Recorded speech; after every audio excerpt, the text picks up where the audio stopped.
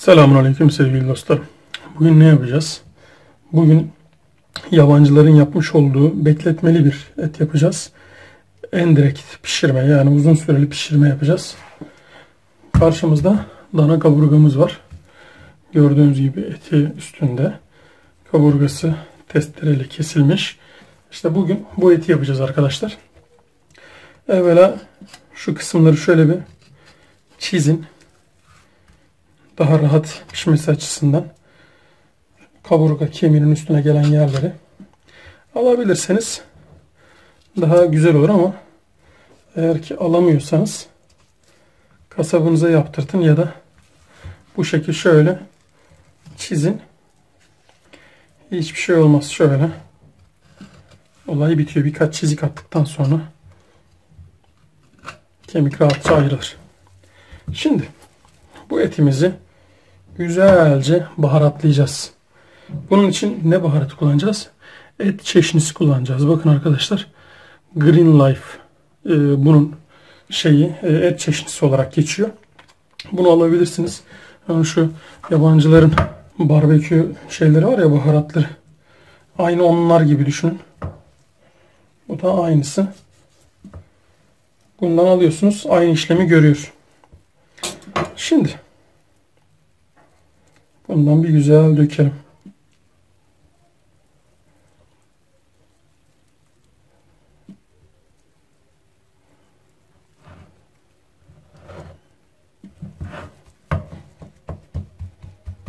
Bunun içinde çok fazla baharat var arkadaşlar. Yani bekletmeli etlerin, yani smoker dedikleri isli etlerde çok fazla baharat kullanıyorlar. Tabii bizim damak tadımıza biraz uzak. Biz 5 dakikada pişirip 6. dakikada yeme olayını biliriz. Bizim olayımız böyledir. Ama yavaş yavaş insanlarımız bu tarz şeyler yapmaya başladı. Ve görmek istiyorlar. Şimdi arkadaşlar, bunun işlemi finito, bitti. Buna isteyen istediği gibi şeyler katabilir. Yani ekstradan kırmızı toz biber ya da normal pul biber koyabilirsiniz. Hiçbir sakıncası yok. Şimdi bu arkadaşı güzelce biraz dinlendireceğim şöyle. Bir şeye sarıp, bir serastreçe falan sarıp biraz kendine gelsin. Üstündeki baharatlayıcı yapışsın. Sonuçta bunların hepsi baharat, kabuklu yaprak baharat. İyice suyunu alsın etin ki o da özünü salabilsin. Evet. İşlemimiz bu kadar. Fazla bir işlem yapmayacağız buna. Biraz da tuz dökeriz piştikten sonra. Olay bitti. Şimdi oda sıcaklığında biraz yumuşasın. Biraz suyunu salıp baharatını içine çeksin. Ve ondan sonra dosdoğru pişirme aşamasına geçelim. Hadi görüşürüz. Geldik kaburgamızı halletmeye. Şimdi kaburgamızı halletmeden önce altına bir alüminyum folyo gibi bir şey sermemiz lazım. Onu da şöyle bir şey koyuyorum ben. Hatta şöyle olsun, direkt kapandığı yere, şöyle kapandığı zaman üstüne gelsin. Hem içine damlasın hem de içinde limon var arkadaşlar. Şöyle biraz daha yaklaşalım. Limon var içinde. Onun aroması da saygıdeğer kaburgamıza geçsin. Şöyle acık dolduralım. Daha olayı bitmedi. Sonra içine biraz da bilye kekik koyacağız. Bilye kekiğimiz de böyle arkadaşlar. Kekik tohumu diyorlar buna. Çok süper bir koku veriyor, esans veriyor. Harika oluyor. Anlatamam size. Ya tadı kekik ama bu daha yoğun. Evet. Ve geldik harika tür şahane şeyi koymaya. Şöyle yerleştiriyoruz. Bu şekil. Şuraya doğru. Bunu da böyle çekelim. Arada bir bakacağız. Tamı tamına 40 dakika geçti. Ve etimizin hali. Şöyle birazcık kaldırayım. Hatta şöyle Şuraya geçeyim. Buradan görün. Şöyle mesela. Şimdi bu tarafı gayet güzel bir şekilde oldu. Şimdi vatandaşın şu kısmını da çevirmemiz lazım.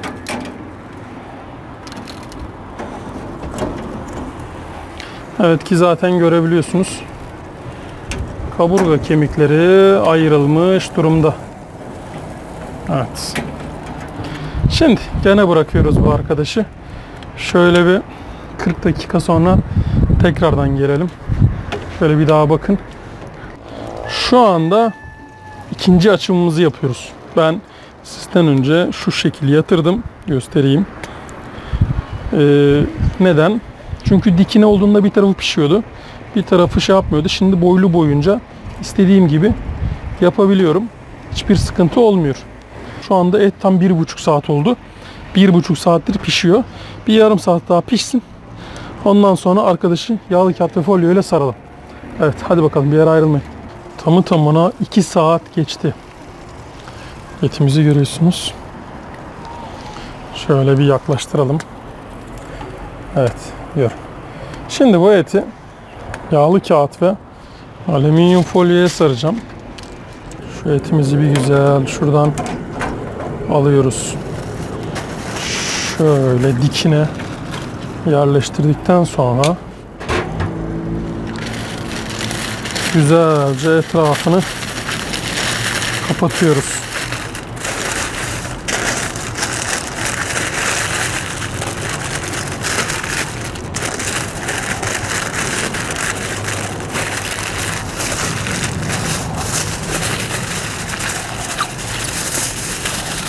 Güzelce saracağız arkadaşlar. Hiçbir yerden hava almayacak şekilde güzelce kapatacağız. Bu şekil koyuyoruz arkadaşlar. Şu anda saat kaç? 6'ya çeyrek var. Gene bir 1,5 saat daha bu şekil pişsin güzelce. Ondan sonra tekrardan bakalım. Hadi bir yere ayrılmayın. Takribi 1 saat 15 dakika oldu sanırsam ve malzemeyi artık buradan alıyoruz. Yeter artık, fazla durmasın. Ve geldik açılışa.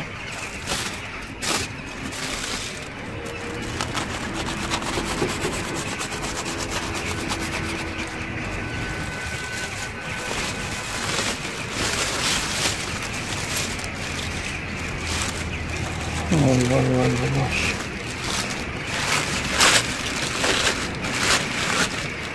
Evet baylar bayanlar.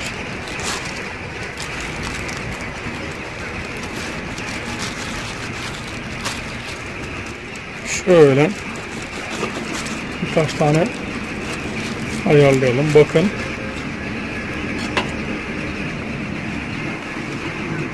Biraz şöyle bir aşağıdan bakalım. Arkadaşlar saat 3.30'dan beri bakalım, saat 6.40 şu anda, 7'ye 20 var. 3.30'dan beri bu arkadaş pişiyor. Şimdi izninizle bir tadına bakmak istiyorum. Ama evveliyatında tuz atacağım.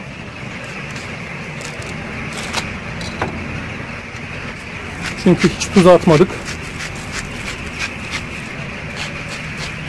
Şöyle bir serpiştirelim. Ve hemen kemiğinin üstünde, bakın zaten çizmiştik hatırlarsanız, gördünüz mü sağlı sollu? Onlar hemen lap diye çıkıyor. Şöyle bir tadısına bakalım. Bismillahirrahmanirrahim diyerek. Süper ötesi olmuş. Harika bir şekilde pişmiş. Zamanı bakın nasıl sular çıkıyor. Az çok görebiliyorsunuz. Şöyle bir farklı karadan alayım.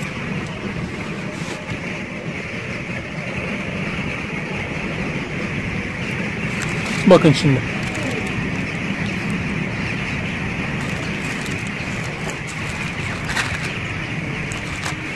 Şu izi de görebiliyorsunuz. Hafiften bir duman mevzusu olmuş, smoker mevzusu, ama hiç gerek yok. Onu da yapacağız inşallah. O smoker isli et mevzusuna da yakında gireceğiz. Bu bir açılıştı. Bizi kimse tutamaz inşallah. Şimdi arkadaşlar, eğer videoyu beğendiyseniz lütfen bir beğen butonuna basmayı ve halen daha abone değilseniz lütfen abone olmayı unutmayın. Böyle güzel eserlerin gelmesini istiyorsanız sadece beğenmeniz, yorum yapmanız yeterli. Kalın sağlıcakla. Allah'a emanet olun. Bay bay.